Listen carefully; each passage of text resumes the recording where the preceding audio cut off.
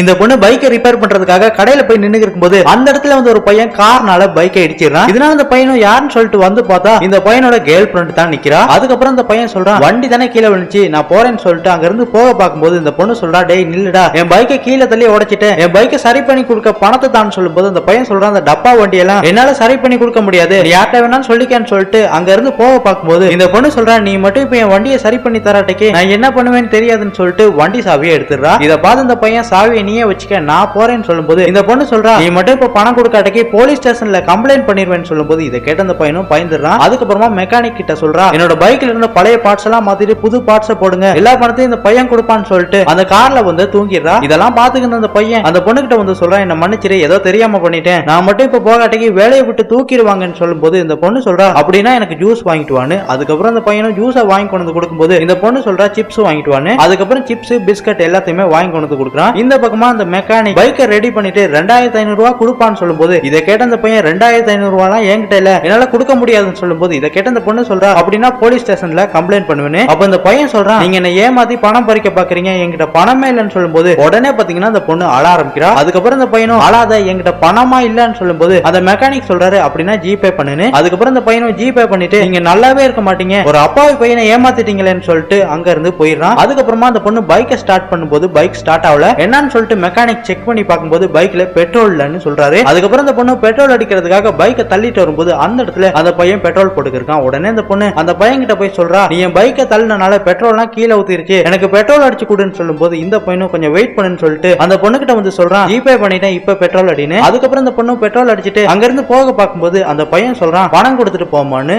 அதுக்கப்புறமா அந்த பொண்ணு, அவன் பணம் கொடுக்கலையான்னு சொல்லிட்டு அவ அடிச்ச பெட்ரோலுக்கு பணத்தை கொடுக்கும்போது அந்த பையன் சொல்றான், 200 ரூபாய் காணாது, அந்த பையன் அவனோட வண்டிக்கும் 2500 ரூபாய்க்கு பெட்ரோல் அடிச்சான், பணத்தை கொடுமான்னு சொல்லும்போது இதை கேட்டோன்னு அந்த பொண்ணு அதிர்ச்சி ஆகிறா.